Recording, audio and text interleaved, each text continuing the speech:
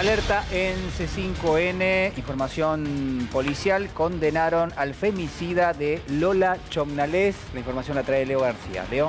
Leonardo David Sena es el hombre condenado a 27 años y medio de prisión por haber sido el femicida de la adolescente argentina que allá por diciembre de 2014 fue secuestrada y asesinada en la playa de Barra de Balizas, en Uruguay.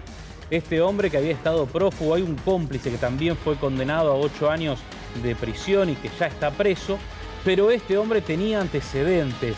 Por eso figuraba en el registro de ADN, porque tenía antecedentes por violación y también tenía antecedentes por lesiones.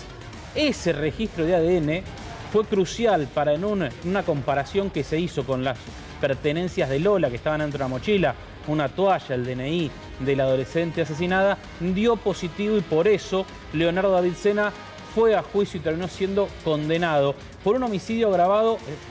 Técnicamente es homicidio muy especialmente agravado, así lo define la justicia uruguaya. ¿Por qué? Porque tiene en cuenta que este asesino tiene un nivel de peligrosidad extrema por los antecedentes que ya tenía y que además ocultó el tiempo para secuestrar a la joven, llevarla, asesinarla, enterrar el cuerpo, tratar de ocultar las pruebas y después irse del lugar hacia otra zona, la zona de Chubut, cerca de la frontera con Brasil, donde intentaba escapar y finalmente fue detenido. El juicio terminó esta tarde. La condena es, hace un ratito hablaba con el abogado, para ellos es suficiente y es lo que esperaban. Habían pedido 30 años, pero el máximo lograron 27 años y medio.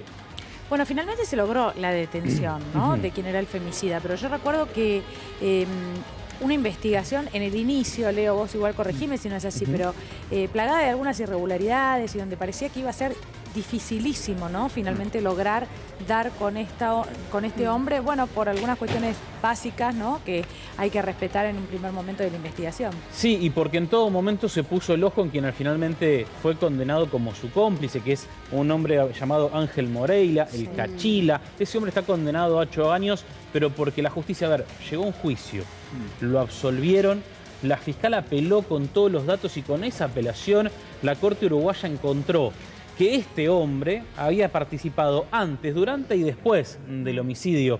Que si bien no podían endilgarle directamente el homicidio, lo había participado y por lo tanto dieron los 8 años. Claro. Esa investigación siguió y siguió porque se habían obtenido datos, se había encontrado la mochila, se había hecho este perfil de ADN y terminaron con la detención de este hombre que hoy finalmente es condenado. ¿Cuándo lo detuvieron a este hombre?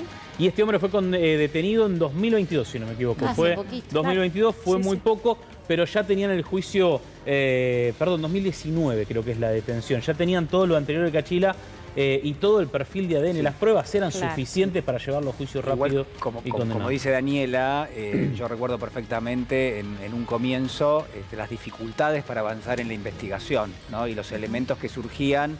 Y la verdad que uno con tantos años en este tipo de cuestiones, parecía que iba a quedar sin resolver el caso, ¿no? En un principio. Bueno, finalmente de a poco la justicia fue avanzando.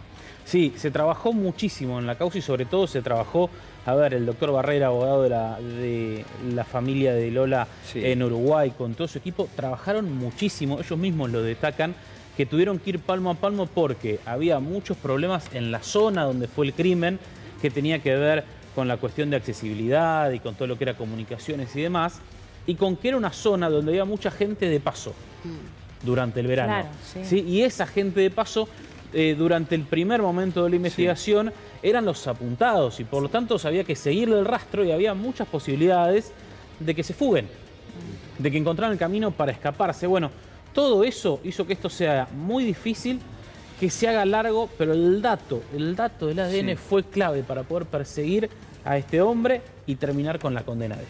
Gracias, Leo.